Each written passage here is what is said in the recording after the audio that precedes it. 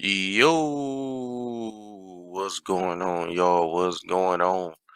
Welcome back to another video. Welcome back to another episode of that thing, the Audible.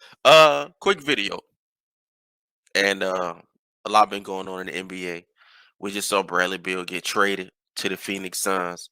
The previous Washington Wizard regime, regime, regime. They decided to give Bradley Beal a $50 million contract and a no trade clause. I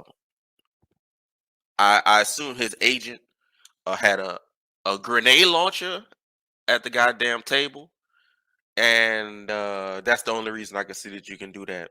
I think Bradley Beal's a good player, but yeah, he's probably not even a top 20 player. Getting 50 million with a no trade clause. It's just genius. It's just genius, right? So, what I want to talk about today is I want to talk about Dame Lillard. And a lot been going on the last probably I would say it's been like 3 years since they traded CJ McCollum. We figured um that I think this upcoming season is gonna be the third year. So it's been two. Since they traded CJ McCollum, and we figured since they traded CJ McCollum that they would be probably trading Dame next. Because why wouldn't you do that? Why would you just trade him and just do what they did last year, which was tank, right? Now I've seen a lot of good points from Dame Lillard, and that's why I made this video. And the main thing he spoke about is the grass not being greener on the other side. Just because you're going to a quote unquote contender doesn't mean you're gonna be there for the rest of your career. Don't even mean you're gonna be there for 2 years or 3 years. How long was Chris Paul in Phoenix? I believe this was probably the third year. Um, how long was Russell Westbrook in Houston after being traded? Well, did he go to Houston first or did he go to OKC first? He went to Houston. Not OKC, I'm sorry, Washington. He went to Houston, then Washington. How'd they go? Then he went to Houston. The fact is, when you have a $50 million contract, things can change drastically. When you have a $50 million contract, things can change drastically. Obviously, there's salary cap things that go on, right? Russell Westbrook, from his time in OKC, he deserved, according to how it goes in the NBA, that's the money he deserved. That don't mean that every team needs to pay him that money. This is why I was so confused, along with the style of play, when the Lakers got him, because now you're constricting your entire roster. We're putting a $50 million guy on there, and it's a $50 million guy that obviously didn't even work really past a half of the season. So I think Dame is correct. I think if Dame wanted to retire in Portland, um, it would probably be the best thing. The cat's going crazy. The best thing for him and his family, actually. Imagine being in one place for 10, 11 years, just like Westbrook was.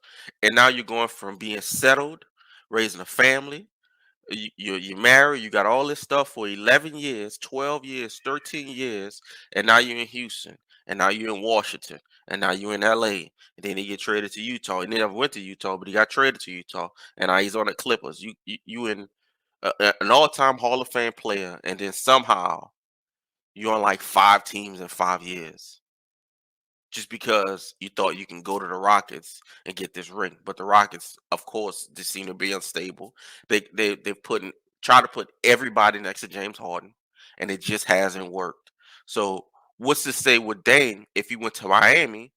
How long you think Miami is going to be there? How long were how how much Miami got the credit of guys playing up on cheap deals, but what's to say that's going to happen next year? You think Gabe Vincent and Caleb Martin, the way they played unconscious in the playoffs, if they actually played like that their entire career, they would be probably making a lot more. They would probably wouldn't even be on Miami making the money that they made. So they played up to their ceiling. They played incredible, but that don't mean that's gonna happen every time. That don't mean it's gonna happen in the regular season. That don't mean it's gonna happen again next year in the playoffs. So if Dame just wanted to hang his boots up in Portland, 50 million, 52 million, probably like 55 million over the next 3 years. Um, without potentially have to get traded because I have a feeling if Dame was to go somewhere, he's gonna have to end up somewhere else because that's just how these trades work. Especially now that guys are making 50 million. I think the only guy that's gonna make 50 million and stay with his team is Steph Curry. So um we've seen it with Bill. The Wizards, this is just bad business by the Wizards. They should have traded Bill 3 years ago. It shouldn't even got to this point. It shouldn't even got to the point where they had to pay him 50 million. Um, I, I listened to the Zach Lowe podcast, one of my favorite podcasts, and they talked about the goodwill that they showed by saying, "Hey, we'll pay our guys." No one wants to go to the fucking Wizards. You're not showing any goodwill. It don't matter. Nobody's going to the Wizards. You want to know why nobody's going to the Wizards? Because nobody has ever gone to the goddamn Wizards. You're not showing goodwill. You just had a terrible front office, and it's an even worse front office because of the trade clause in which you got back from the deal from Phoenix. So, um, to for other franchises to possibly put themselves in that predicament, like Houston did, like the Wizards already did with bringing in Westbrook.